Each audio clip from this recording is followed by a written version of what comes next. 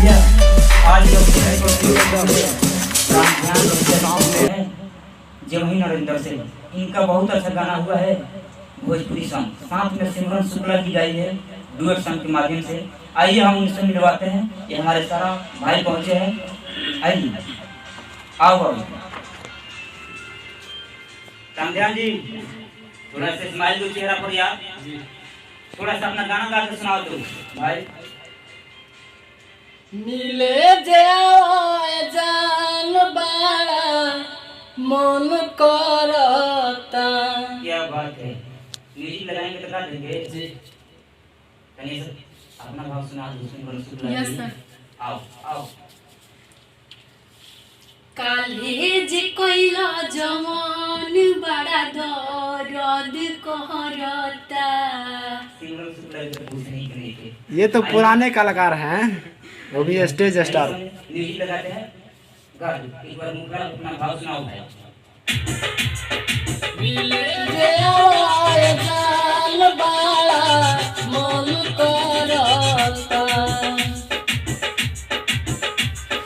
मिले जाओ जान बाड़ा मन करता।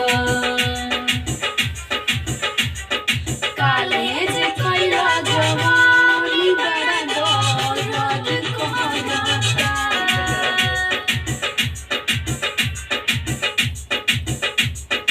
कालेज कोइला जवान बड़ा दर्द कहरता। डीजे मुकेश चकिया।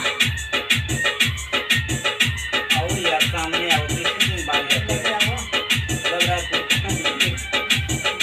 आओ।